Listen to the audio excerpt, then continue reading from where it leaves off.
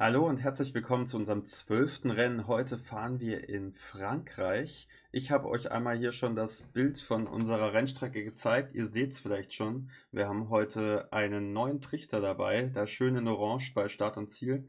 Und unten haben wir 3 parallele Schienen. Ich zeige euch als erstes einmal wieder, warum die Strecke so aussieht, wie sie es tut. Wir fahren das Ganze einmal mit Formel 1 ab und gucken uns anschließend das Rennen an. So, dann gehen wir einmal rüber.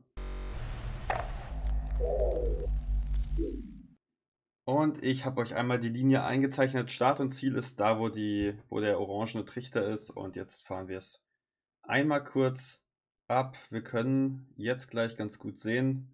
Vergleicht oben die rote Linie mit der, die ich unten gezogen habe. Dann kann man ganz gut sehen, wie die Strecke aussieht. Und dann fahren wir sie jetzt einmal mit dem Formel 1 Wagen ab. Ich habe diesmal keinen Sound drunter gelegt, weil ich festgestellt habe, dass YouTube das so nicht so leiden kann, wenn das zu laut darunter ist, weil sie sich dann ein bisschen gekränkt in ihren Bild- und Soundrechten fühlen, was die Formel 1 angeht.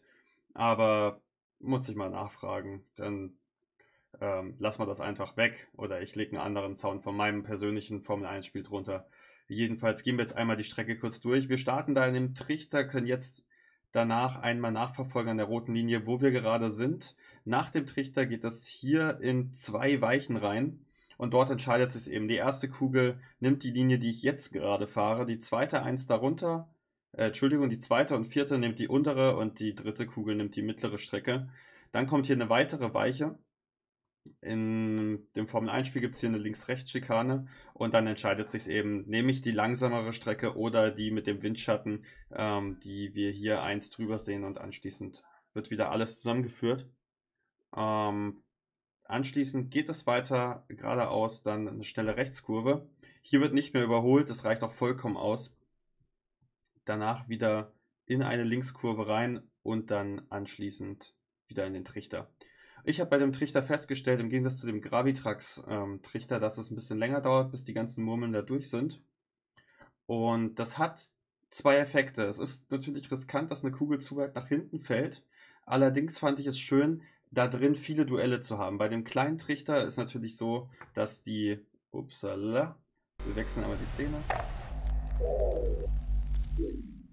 Bei dem anderen Trichter ist es natürlich so, dass die Kugeln da relativ schnell durchgehen. Deswegen wollte ich das jetzt gerne mal ausprobieren, diese Trichter. Ich habe gerade mal einen hier, der wird durch meinen Greenscreen ganz gerne mal kurz schwarz, aber das soll nicht das Problem sein. Es dauert einfach dadurch länger und dadurch verspreche ich mir eben mehr Zweikämpfe bei den Kugeln. Wir gehen in das Rennen rein. Wir fahren heute 15 Runden. Als erstes Mercedes, Ferrari, Lotus, dann Red Bull sowie in der letzten Strecke. Und wir fangen an.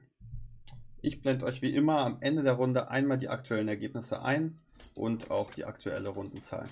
So, Ferrari kommt hier sehr gut durch, nach dem Mercedes Red Bull dahinter. Jetzt ist es ein bisschen durcheinander, wir schauen mal. Ferrari erwischt hier einen Superstart, kommt da weit nach vorne.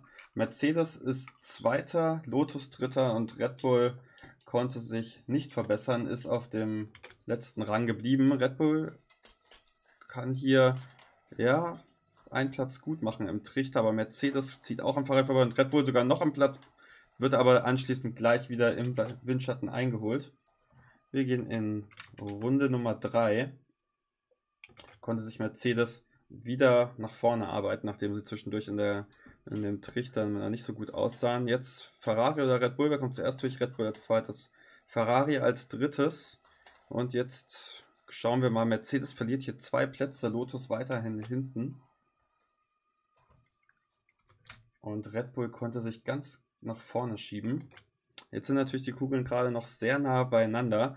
In dem Trichter hat es Vorteile. Wenn noch eine andere Kugel mit drin ist, kommt man da schneller durch, als wenn man alleine drin ist. Ferrari bleibt jetzt hier richtig lang drin hängen. Mercedes kann das nutzen, zieht jetzt wieder an beiden vorbei. Und auch Lotus wieder am Red Bull vorbei. Ferrari jetzt ein bisschen hinten dran, weil die wirklich lange im Trichter geblieben sind. Das ist halt der Nachteil. Wenn du dann erstmal da alleine drin bist, dann brauchst du eine Weile, bis die Kugel ausgependelt ist. Da darf man nicht zu weit zurückfallen. Mercedes kommt hier super durch, ist jetzt schon richtig weit vorne. Aber der Red Bull findet die Außenlinie, kann am Mercedes vorbeiziehen. Ferrari zieht am Laptop, am Lotus vorbei und kassiert hier fast noch den Mercedes. Wir gehen in Runde 6. Und haben heute sehr viele Runden, weil natürlich die Runden sehr schnell gehen. Nachdem die erstmal durch den Trichter durch sind, dauert es keine 10 Sekunden, dann sind die da durch die Strecke durch. Mercedes oder Red Bull, wir werden es gleich sehen. Oh, und der Ferrari knallt gegen den Red Bull, kann aber weiterfahren. Mal gucken, ob er da die Kugel keinen Schaden genommen hat. Und Lotus fällt jetzt wirklich weit zurück, weil die gerade sehr lange in den Trichter gebraucht haben. Mercedes kommt zuerst durch den Trichter, Red Bull als zweites, Ferrari, oh, braucht hier richtig lange. Red Bull kann das nutzen, zieht im Windschatten am Mercedes vorbei, Ferrari jetzt durch den Trichter durch. Wird hier als drittes durchkommen und Red Bull übernimmt die Führung. Und wir haben Halbzeit, gehen in die 8. Runde. Und jetzt haben sich gerade dadurch, dass Ferrari und Lotus sehr lange im Trichter hängen geblieben sind, doch 2 kleine Grüppchen gebildet. Und wir schauen mal, was macht Mercedes. Kann ja auf der Außenlinie, können sie vorbeigehen? Ja, richtig knapp am Red Bull vorbei. Lotus und der Ferrari jetzt beide ein bisschen weiter hinten dran. Jetzt haben wir 2 Zweiergruppen. Mal gucken, ob sie das wieder aufholen können. Oder ob diese lange Zeit in dem Trichter denen jetzt das Rennen kosten wird. Und hier ist es auch ein Hin und Her. Jedes Mal durch den Windschatten kann Red Bull vorbeiziehen. Hat jetzt einen richtig guten Vorsprung. Ist jetzt schon im Trichter und Lotus und Ferrari sind noch nicht mal durch. Wir müssen jetzt kurz abwarten. Wer macht es aus? Lotus bleibt Dritter. Und wir gehen in die 10. Runde. Red Bull schon durch den Trichter durch. Mercedes kommt auch richtig gut durch. Kann dadurch dranbleiben und vielleicht sogar am Red Bull vorbeiziehen. Müssen wir schauen. Ja, zieht außen vorbei. Lotus jetzt zum Trichter. Ferrari auch. Ferrari kommt aber deutlich schneller durch. Dadurch Ferrari wieder auf Platz 3. Ich muss jetzt einmal kurz abwarten, weil bevor ich euch das einblende, müssen natürlich alle über die Ziellinie sein. Beziehungsweise über Start und Ziel vorbei. Red Bull kann wieder kontern, zieht am Mercedes vorbei. Ferrari, Lotus jetzt im Trichter. Wie schnell kommen die durch? Die brauchen wirklich immer viel länger als die anderen beiden. Werden sich hier nicht einig. Lotus geht als drittes durch. Ferrari kann jetzt auf der Außenseite ein bisschen mitziehen. Und der Red Bull hat jetzt auch einen riesen Vorsprung. Mal gucken, ob Mercedes das hier auf der Außenlinie regeln kann. Das wird relativ knapp, aber Red Bull bleibt vorne. Und wir gucken, was die beiden Nachzügler machen. Lotus ist schon im Trichter, kommt durch, ohne Bedrängnis. Ferrari braucht wieder lange, ist jetzt durch. Da wird sich nichts an der Reihenfolge ändern in dieser Runde. Und wir gehen in Runde 13. Es sind noch 3 Runden. Red Bull zieht hier am Mercedes vorbei. Einen guten Vorsprung. Jetzt ist jetzt schon wieder im Lift. Die anderen sind noch nicht mal überhaupt drin, werden fast überrundet. Und Lotus wird auf jeden Fall Dritter bleiben. Wieder keine Veränderung kurz vor Ende. Reicht dieser Vorsprung aus, damit Red Bull das Ding gewinnen kann? Oder werden sie jetzt von Mercedes auf der Außenlinie eingeholt? Das wird ganz knapp. Oh, Mercedes zieht richtig knapp am Red Bull vorbei in der vorletzten Runde. Geht jetzt auf Start und Ziel. Lotus im Trichter zusammen mit Ferrari. Lotus kommt schneller durch, aber nur ganz knapp.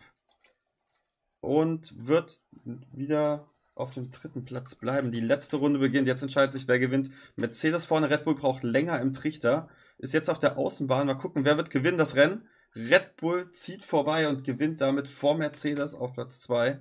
Und jetzt entscheidet sich der 3. Platz zwischen dem Lotus und dem Ferrari. Wer kommt als erstes durch den Trichter durch? Lotus. Ferrari braucht lange, kommt jetzt erst außen auf der Bahn vorbei. Das wird nicht mehr reichen. Und sie ziehen vorbei. Und das war's mit unserem Rennen. 15 Runden, die jetzt wirklich richtig schnell rumgehen.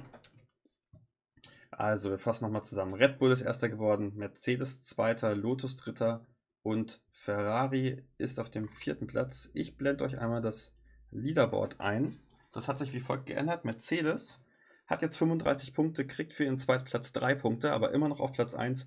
Red Bull kann sich an Ferrari vorbeischieben. Nimmt 5 Punkte mit, damit 34 Punkte. Ferrari hat jetzt 32 Punkte, haben leider nur 1 Punkt mit dem letzten Platz gemacht. Lotus holt ein bisschen auf Ferrari auf, 27, ist aber immer noch hinten dran. Da müsste schon 1, 2 Siege jetzt mal die nächsten Rennen her, damit die dort wieder den Anschluss finden. Leute, ich hoffe, euch hat das Ganze gefallen. Lasst mir gerne ein Like da, aktiviert auch gerne die Glocke, wenn ihr das möchtet. Dann bekommt ihr mal eine Nachricht, wenn ich das nächste Mal ein Video hochlade. Ich hoffe, euch hat es gefallen. Schaltet beim nächsten Mal wieder ein und wir sehen uns. Macht's gut. Ciao.